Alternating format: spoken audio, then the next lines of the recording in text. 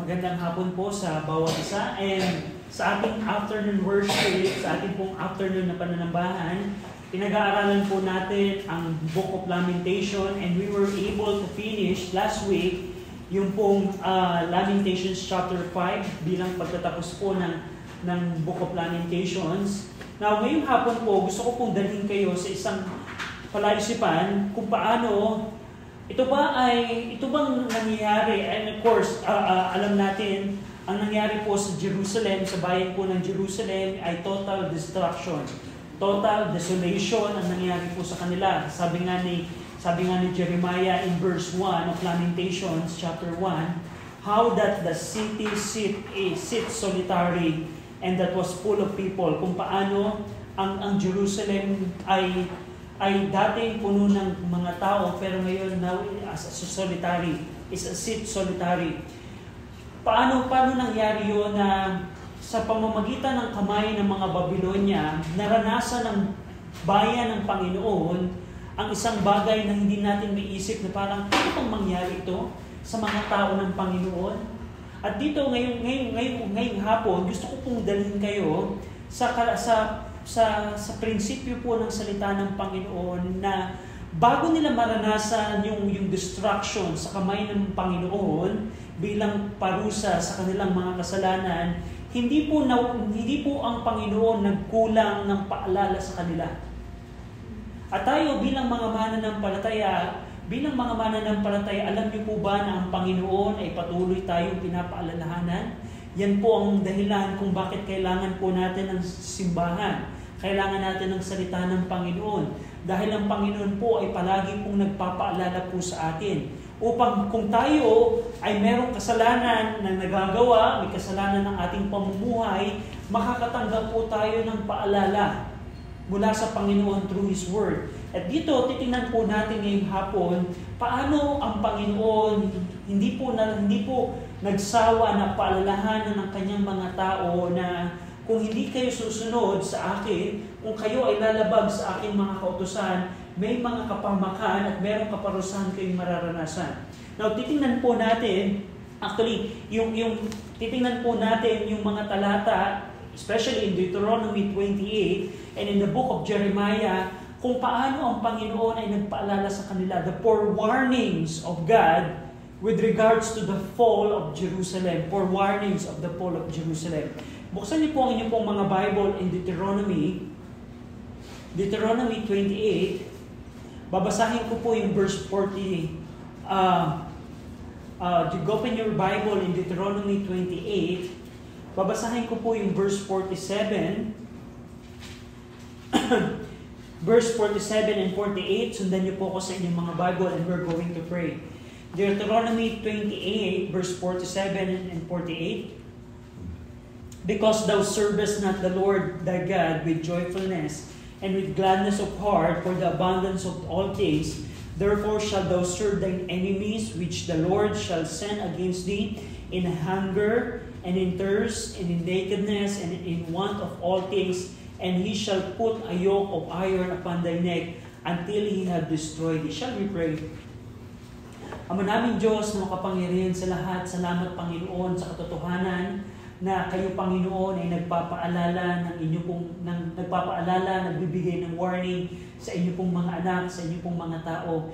Salamat Panginoon sa na ito po Panginoon ay pagpapakita na kayo ay merong pagkalinga, kayo ay merong pag-concern sa inyo pong mga anak. We pray Ama sa hapon pong ito, bigyan niyo kami ng tulong na maunawaan ang inyo pong salita upang makita namin Panginoon kung paano kayo patuloy na nagpapaalala, nagbibigay warning sa inyo pong mga anak sa aming pong panahon. Tulungan niyo kami, Ama, sa ngalan po ng aming Panginoong Jesucristo. Amen. Now, ngayong hapon, of course, natapos na po nating pag-aralan at nakita natin kung ano ang karumal-dumal na nangyari po sa Jerusalem. We already saw the details, paano ginamit ng Diyos ang Babylonia, si Nebuchadnezzar, at yung kanyang strong army upang ang bayan ng Jerusalem ay maranasan nila ang kaparusahan ng Diyos sa kanila.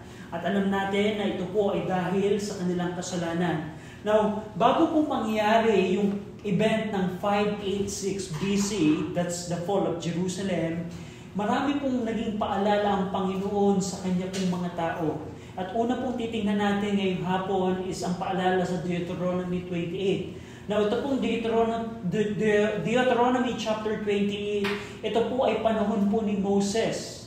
Naalala po natin, yung bayang Israel, sila po ay naging alipin na matagal na panahon sa Egypt at sa pamamagitan ni Moses, sila po ay niligtas ng Panginoon sa mga kamay ng mga Ehipto. At sila po ay naglakbay sa ilang, sa wilderness. At ito pong Book of Deuteronomy 28, ito na po yung pagkakataon na inulit po ni Moses sa bagong henerasyon yung batas na ibinigay sa kanila dun sa Exodus. At dito, bahagi po ng paalala ng Panginoon bago sila pumasok sa Promised Land.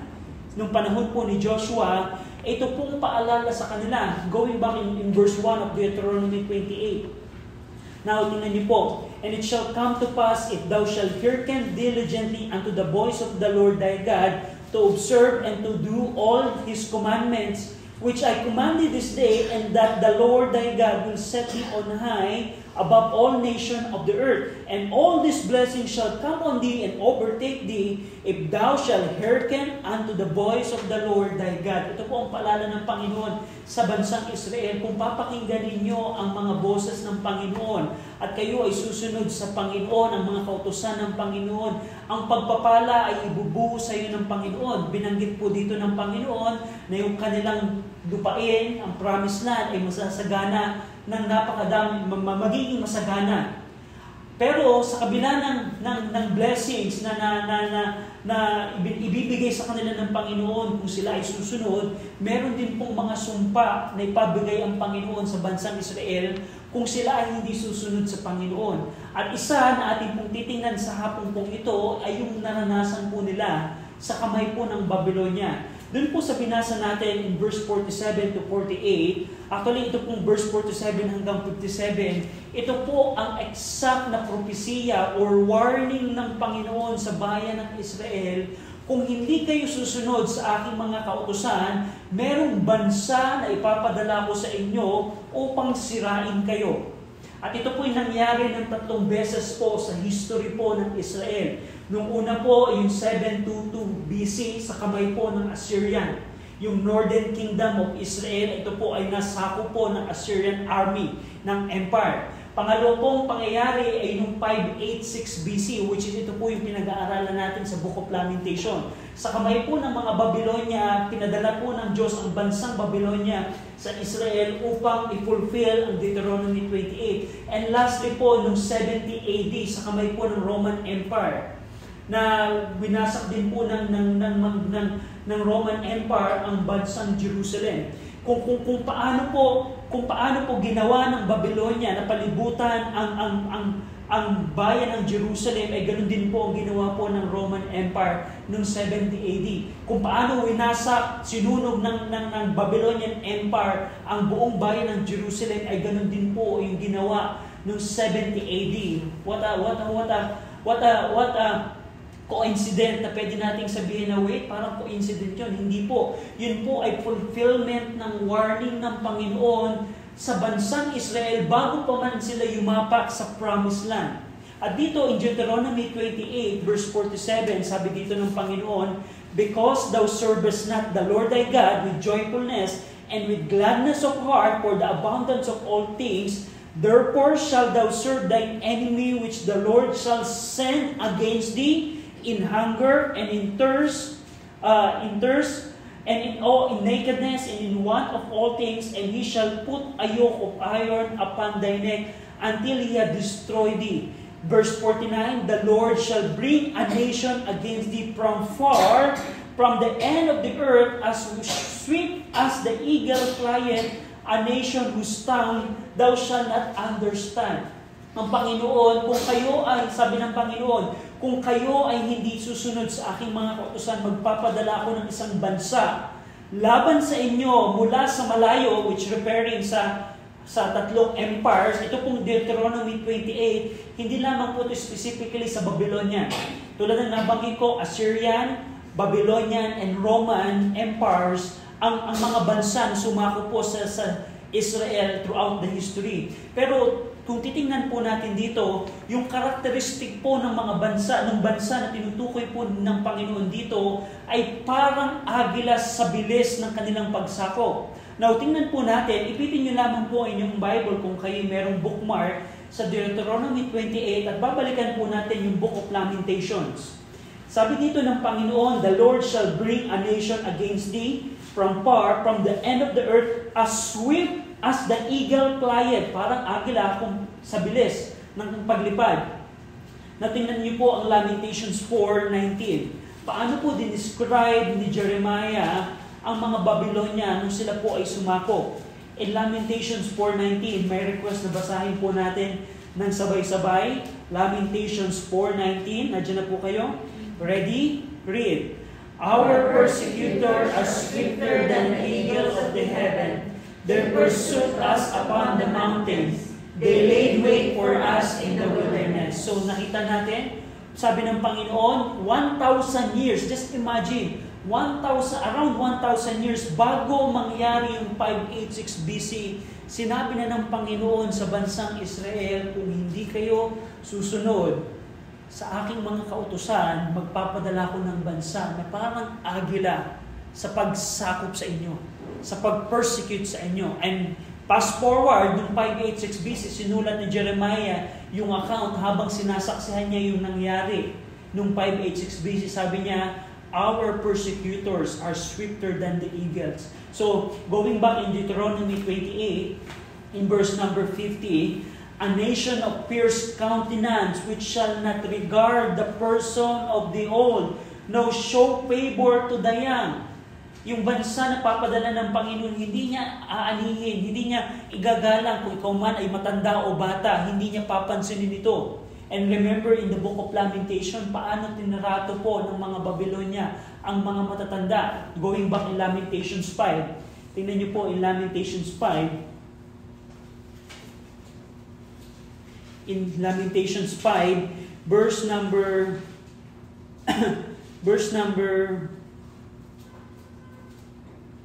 13 hanggang 14. 12 to 13 and 14. Lamentations 5, 13 and 14. Ready? Read. "They took the young men to bride, and the children fell under the wood. The elders have ceased from the gate, the young men from their music." So ganun ang pagtrato po ng Babylonia, which matches Deuteronomy 28. Ang sabi ng Panginoon, yung bansa na ipapadala ko sa inyo is a nation of fierce countenance, which shall not regard the person of the old, kahit matanda ka, or show favor to the young. Paano ginawa ng Babylonia nung sila'y sumakop sa bayan ng Jerusalem? Yung mga bata ang kanilang pinagtrabaho. Hindi lamang ito parang trabaho na 8 to 5 na trabaho, kundi ito isang klase ng forced, intense, severe labor ang pinagawa ng mga Babylonia sa mga kabataan. Ito ba ay coincident lamang? Ito ay fulfillment ng warning ng Panginoon. So which nakita natin dito. Going back in Deuteronomy 28, ang gagawin po natin setup, Deuteronomy 28, Lamentations. Just to see kung paano itong warning ng Panginoon ay natupad dahil sa kanilang hindi pagsunod. In Deuteronomy 28 verse 51, "And he shall eat the fruit of thy cattle and the fruit of thy land until thou be destroyed, which also shall not leave thee either corn, wine, or oil, or the increase of thy king, or flocks of the sheep, until he have destroyed thee." So, nung sumako po ang mga Babylonia, nakita natin po in the Book of Lamentation, yung pong mga ari-arian po ng nila ay kinuha at kinubkob po ng mga Babylonia. Ito ay nabanggit na ni ng Panginoon, panahon pa lamang ni Moses. In verse number 52, tingnan niyo po ito. Deuteronomy 28:52, "And he shall besiege thee in all thy gates, until thy high and fenced wall come down, wherein thou trusted, throughout all thy land. And he shall besiege thee in all thy gates, throughout thy land, which the Lord thy God had given thee." Yung mga bakod na inyong pagtitiwalaan, sabi ng Panginoon, okay, darating yung panahon na kapag nagsettle na kayo dito sa promised land, papalibutan niyo ang inyong mga bayan ng bakod at doon kayo magtitiwala. Pero I tell you, sabi ng Panginoon kay Moises, through Moises sa bansang Israel, yung papadala kong bansa sa inyo, papalibutan kayo. Now, ito ba ay nangyari? Alam natin po sa 2 Kings, sinabi ni Jeremiah na kung paano po ang Babylonia ay 1.5 year na pinalibutan ang bansang Jerusalem. At yung mga walls na kanilang pinagtitiwalaan, ito po iwinasak. Tingnan niyo po ang Lamentations 2, 8 and 9. Lamentations 2, 8 and 9. Lamentations chapter 2, verse 8 and 9. Basahin po natin ng sabay-sabay yung Lamentations 2, 8 and 9. Andiyan na po kayo? Ready? Read. The Lord has purposed to destroy the wall of the daughter of Zion. He has stretched out a line. He hath not withdrawn his hand from destroying. Therefore he made a rampart and a wall to the men. They languish together. Her gates are sunk into the ground. He hath destroyed and broken her bars. Her king and her princes are among the Gentiles. The law law is is no no more. more. Her prophets also find no vision from the Lord. So napansin niyo po kung paano na-fulfill ng Lamentations yung pong prophecy ng Deuteronomy 28 with regards sa kanila pong walls and protection. And in verse number 53 of Deuteronomy 28, in verse number 53, and thou shalt eat the fruit of thine own body. Sabi ng Panginoon, ganito ang mangyayari sa inyo. Kung hindi kayo susunod sa akin, may ipapadala akong bansa sa inyo at papalibutan kayo. At in verse 53, at kakainin ninyo ang bunga ng inyong mga katawan. Ano pong tinutukoy dito? The flesh of thy sons and of thy daughters, which the Lord thy God had given thee in the siege. Very detailed po ang Panginoon. Habang kayo papalibutan ng bansa na papadala ko sa inyo, ikakainin ninyo ang inyong sariling mga anak sa habang kayo ipinapalibutan. And in the straightness wherewith thine enemy shall distress thee. Napansin po ninyo kung paano, going back in Lamentations 2:20, ito ba ang nangyari nung panahon na sila ay pinalibutan during the first 1.5 years? Lamentations 2:20. Lamentations 2:20. Basahin po natin ng sabay-sabay. Ready? Read. Behold, O Lord, and consider to whom thou hast done this. Shall the women eat their fruit, and children as farandong? Shall the priest and the prophet be slain in the sanctuary of the Lord? So napansin po ninyo kung paano 1,000 years bago mangyari yung 586 BC, nagbigay na ng warning ang Panginoon. Kung hindi kayo susunod sa akin, sa aking mga kautusan, sabi ng Panginoon, ang mararanasan ninyo sa gitna sa gitindi ng gutom na mararanasan ninyo, kakainin ninyo ang inyong mga sariling anak. Just think about that, 1,000 years bago mangyari yung 586 BC, binanggit na ng Panginoon sa bansang Israel, bago pa man sila tumapak sa Promised Land. And in verse 54, Deuteronomy 28:54, so that the man that is tender among you and very delicate, his eyes shall be able toward his brother and toward the wife of his bosom, and toward the remnant of his children which he shall live. Bakit ganon? Kasi kinain nila. Yung kanilang sariling mga anak ay kinain nila. Verse 55, so that he will not give to any of them of the flesh of his children, whom he shall eat, because he had nothing left him in the siege, and in the straitness wherewith thine enemy shall distress thee in all thy gates. The tender and delicate women among you, which would not adventure to set the sole of her foot upon the ground for delicateness and tenderness, her eyes shall be evil toward the husband of her bosom, toward her son, and toward her daughter. Very specific ang Panginoon, yung mga nanay, mga tender and delicate women. Ano magiging reaction nila sa kanilang mga asawa at sa kanilang mga anak? Tingnan niyo po in Deuteronomy 4:10, Lamentations 4:10 rather. Lamentations 4:10. Basahin natin po. Lamentations 4:10. Ready? Read. The hands of the pitiful women have saddened their own children.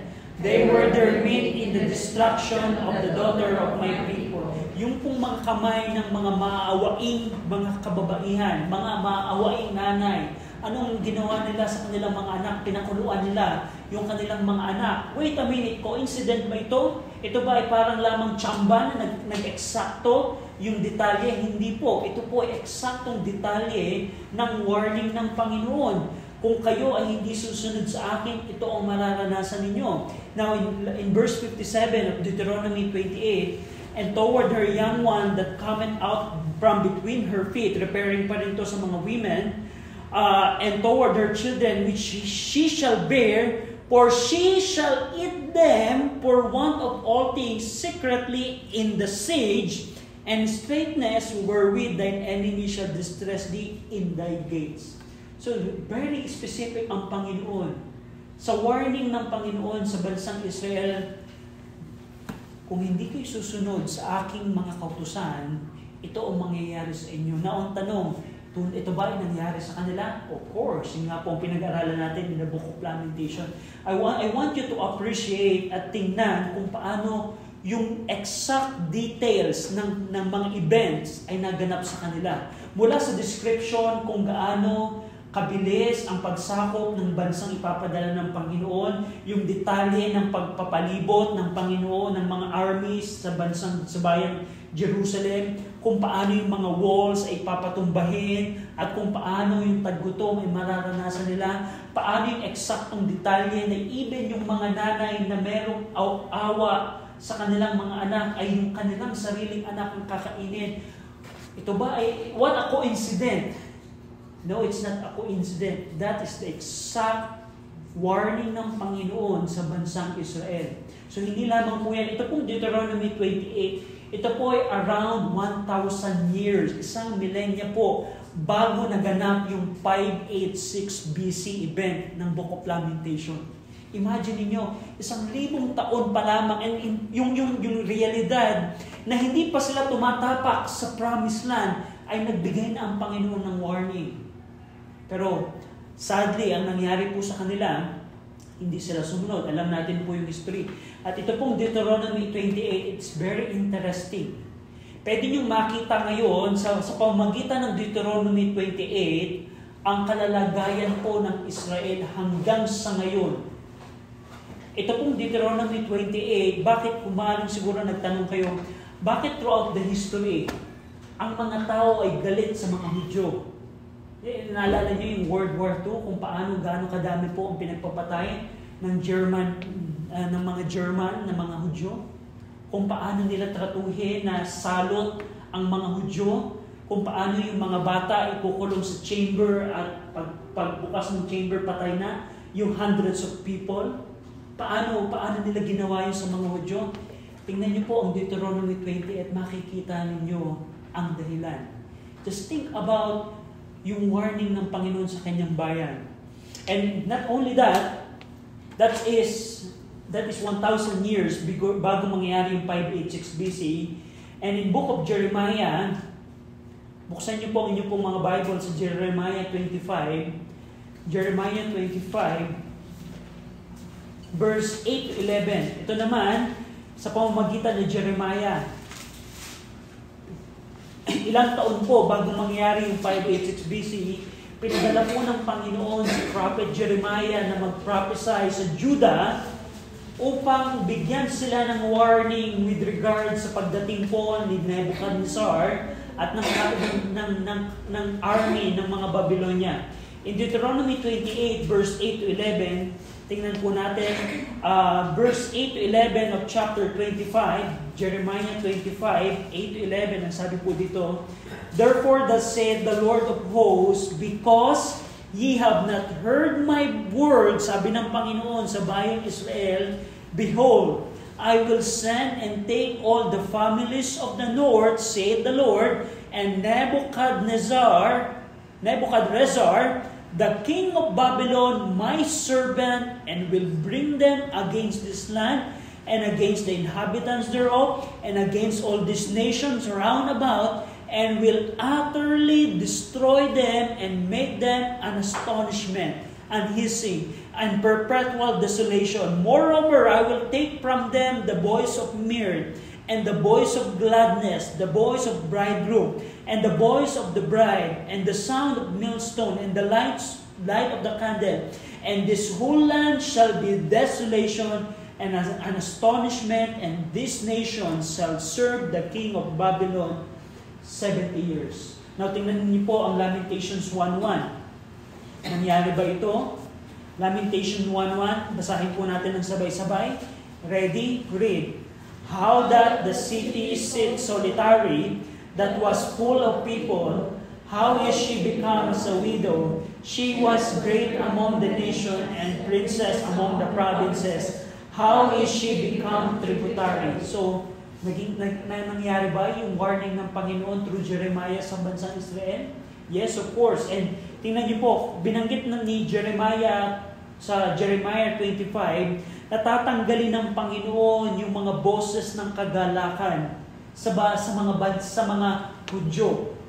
Pag pinadala ng Panginoon si Nebuchadnezzar at ang Babylon sa Jerusalem, tatanggalin ng Panginoon ang kagalakan sa buong bayan. Ito ba nangyari? Tingnan niyo po ang Lamentations 5:15. Lamentations 5:15. Lamentations 5:15. Basahin po natin ng sabay-sabay. Ready? Read. The joy of our heart is ceased. Our dance is turned into mourning. So very detailed ang Panginoon sa kanyang mga warning. Not only Jeremiah 25, but also in Jeremiah 32. Jeremiah 32, Jeremiah 32, verse 26 to 35. Jeremiah 32, verse 26 to 35. Ang sabi po dito ng Panginoon, there came the word of the Lord unto Jeremiah, saying, Behold, I am the Lord, the God of all flesh. Is there anything too hard for me? Of course, ito pong verse na to, mostly quoted ito. Madalas ito po ay kino-quote ng mga Kristiyano, pero ang context po dito ay hindi po sa pagpapala at sa panalangin. Ito pong statement ng Panginoon na meron bang mahirap para sa akin? Ito po ay nagpapatungkol sa kaparusahang ipapadala ng Panginoon sa bayan ng Jerusalem. Ang sabi ng Panginoon through Jeremiah, is there anything too hard for me? And then kasunod po nito, therefore thus saith the Lord, behold, I will give this city into the hand of the Chaldeans and into the hand of Nebuchadnezzar, king of Babylon, and he shall take it. And the Chaldeans that fight against this city shall come and set fire on this city and burn it with the houses upon whose roof they have offered incense unto Baal and poured out drink offering unto other gods to provoke me to anger. So binigyan dito ng Panginoon ng detalye, ang gagawin ng Babylonia sa Jerusalem ay susunugin ang mga tahanan. Ito ba ay nangyari? Tingnan niyo po in Lamentations 4:11. Lamentations 4:11. Basahin po natin ito ng sabay-sabay.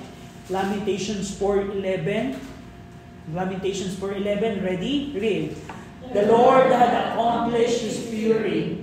He had poured out His anger, and had kindled a fire in Zion, and it had devoured the foundations thereof. So, buong Jerusalem po ay nasunog. And bago pa man mangyari yun, nagbigay na ng warning ang Panginoon, the Chaldeans shall burn the city, all the houses in the city. Jeremiah 32:30,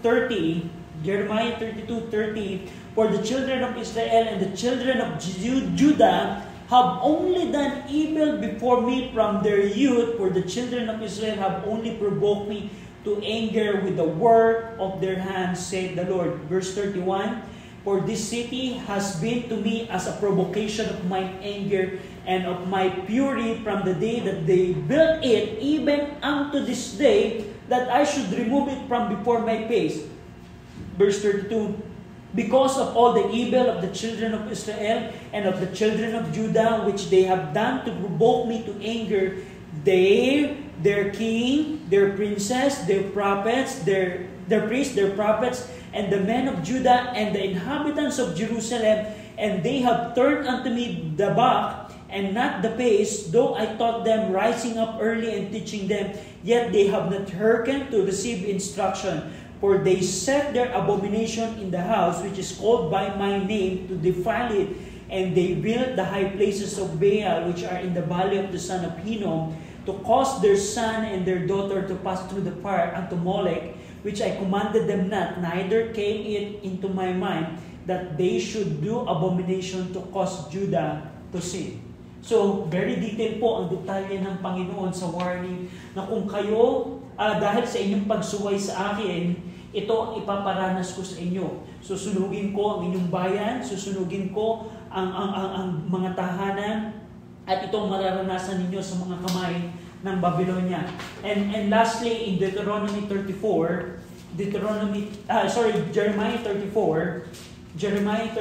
verse 2 and 3. Jeremiah 34 verse 2 and 3. Thus saith the Lord, the God of Israel, go and speak to Zedekiah, king of Judah, and tell him, Thus saith the Lord, Behold, I will give the city into the hand of the king of Babylon, and he shall burn it with fire, and thou shalt not escape out of his hand, but shall surely be taken and delivered into his hand, and thine eyes shall behold the eyes of the king of Babylon, and he shall speak with thee mouth to mouth, and thou shalt go to Babylon. So dito, Jeremiah 34, binanggit din po dito yung sunog na mararanasan po ng buong bayan, at kung ano ang mangyayari po kay King Zedekiah exactly in detail. At ito pong mga verses na tinignan po natin, hindi po ito exhaustive. Actually, meron din sa Jeremiah chapter 6, Jeremiah chapter 21, and all throughout the book of Jeremiah, in the book of Ezekiel, in the book of Isaiah, marami po ang warning ang Panginoon sa nangyari noong 586 BC na binigyang account ni Jeremiah sa Book of Lamentations. Now, bilang mga mananampalataya ng ating panahon, anong makikita natin dito? Tandaan po natin, ang Panginoon po ay hindi po nagbabago. Ang Panginoon po, ang Panginoon po ay hindi nagbabagong matapat, makatarungan, at banal sa ating pong panahon. Hindi po siya nagbago. Now, ang kasalanan pa rin po, anong mga hindi nagbago? Ang kasalanan pa rin po, ito po ay nagre-resulta ng kapahamakan. Ang pagsuway pa rin sa Panginoon, ito po ay nagre-resulta ng sumpa. Hindi po yan nagbabago kahit sa ating pong panahon. Now, gusto ko pong makita natin sa hapong ito bilang mga mananampalataya kung paano ang Panginoon ay nagbigay ng warning sa bayang Israel. Hindi lamang isa, hindi lamang dalawa, kundi marami pong pamamaraan na nagbigay ng paalala ang Panginoon sa kanyang bayan, pero hindi po nila pinansin. At gusto ko kayong dalhin, mga mananampalataya, sa palaisipan, alam niyo po ba na sa ating pong panahon, ang Bible na hawak po natin, ito po ay naglalaman ng napakaraming warning. Hindi po ang dahilan kung bakit bubuksan natin ang Bible ay para ma-inspire tayo. Ganun po, ginahawakan ng maraming tao ang Bible na parang inspirational. Ano kaya inspiration sa akin ngayong araw? Sa aking devotion, ano kaya makaka-inspire sa akin today? That's not a proper way of handling the Word of God. Ang salita po ng Panginoon, ito po ay naglalaman ng napakaraming warning. Warning kung ikaw ay isang Kristiyano halimbawa ikaw ay Kristiyanong magulang, Kristiyanong anak, Kristiyanong empleyado, Kristiyanong church member, napakadami pong warning ang Panginoon. At bilang mga mananampalataya, gusto kong huwag nating hawakan ang salita ng Panginoon na parang ito yung warning ng Panginoon, and we just take it lightly. Dahil ang Panginoon po, hindi po niya tinitake lightly ang warning na kanyang ibinibigay. Maraming pong pagkakataon ngayon, tingnan niyo po ang tao right now. Ilang beses na pong marami ng tao ngayon ang alam na merong impyerno, pero how they handle the warning about hell? How they handle na, okay, may impyerno, okay yung sinasabi ng Bible, hindi ako nag-argue sa kanya, okay yung sinasabi ng Bible about hell, is tunay siya, naniniwala ko siya, Pero hindi ako magsisisi. Mag-enjoy lang ako sa ginagawa ko. Tingnan niyo po, ganun po ang tao right now. Katulad ng bansang Israel, ng panahon po ni Jeremiah, panahon po ng yung ilang taong naranasan nila na binigyan sila ng pagkakataong magsisi, kung paano yung mga Hudyo noong unang panahon, ay ganun din po ang mga tao sa ating panahon. With regards to how they handle or how they react sa warning ng Panginoon, we just take it lightly.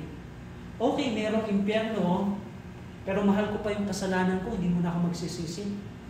Okay, may impyerno, merong dagat-dagatang apoy, pero nag-enjoy pa ako sa aking buhay, saka na ako magpapasakop sa Panginoon, saka na ako mananampalataya sa Panginoon. Ganun po, tinitake lightly ng mga tao ang warning. Ang warning ng Panginoon, sa bilang mga Kristiyano ay napakadami po. Actually, from cover to cover, ang dami pong warning ng Panginoon sa atin. Yung pong mga prinsipyo ng lumang tipan, yung mga katotohanan ng lumang tipan at iba yung mga katotohanan sa New Testament, ito po ay warning para sa iyo at para sa akin. Ang gusto kong tingnan natin bilang mga mananampalataya, paano mo binibigyan ng halaga ang warning ng Panginoon? Bahagi ng warning ng Panginoon sa ating panahon ay yung pagbibigay ng importansya sa simbahan. Ang dami pong Kristiyano right now, ang simbahan ay parang paglalaro lamang. Yes, probably hindi natin nakikita ang consequence nito. Pero I tell you, pagdating po ng judgment seat of Christ, doon natin makikita lahat. Na yung aking palang hindi pagkakaroon ng seryosong relasyon sa simbahan, ito pala ay merong consequence. Ang Panginoon nagbigay ng warning para sa mga magulang, para sa mga anak, mga kautusan na para po sa atin. Pero paano natin hinahandle yung mga warning ng Panginoon? Tayo ba ay tutulad sa bansang Israel na binigyan ng ilang beses na warning pero hindi tumalima? I hope na bilang mga mananampalataya, we need to take heed to the warnings before we face consequences. Before we face consequences. Bilang halimbawa, parang ganito po, warning ng Panginoon, just an example. Tutunan niyo po, 2 Corinthians, as a way of example, 2 Corinthians chapter 4, 2 Corinthians chapter 3.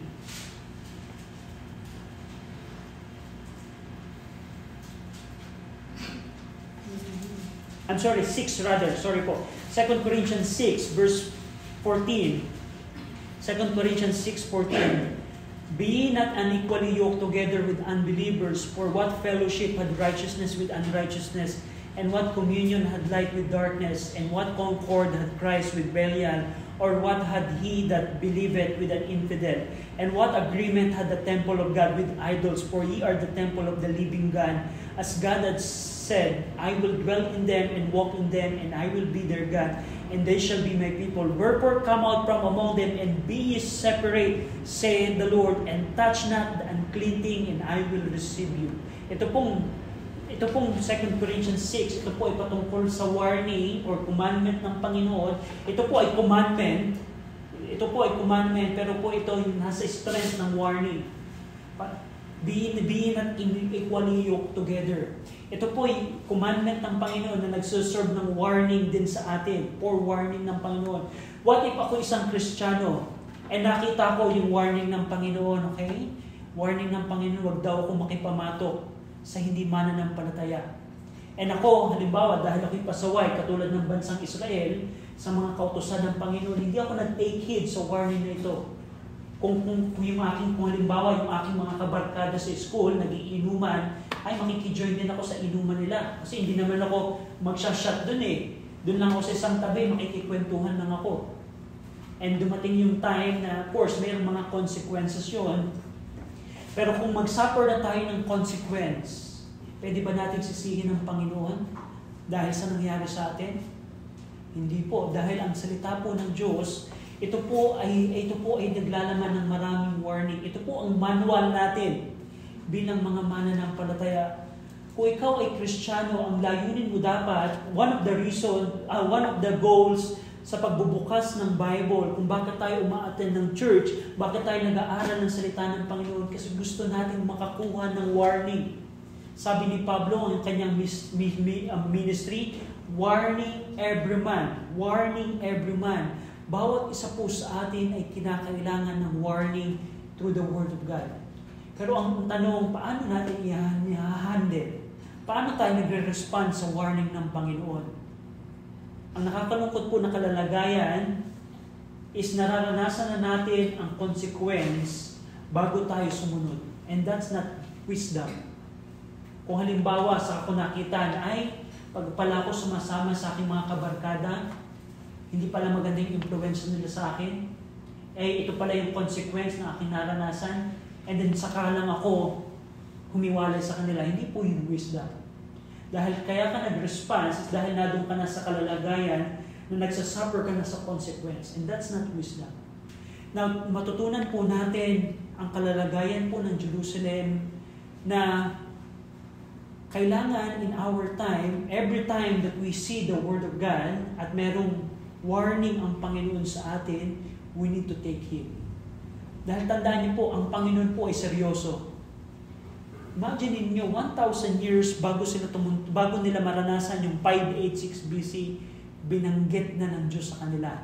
And in very specific details, yung taggutom, yung pagsunog, yung pagpalibot, ay lahat ay naganap.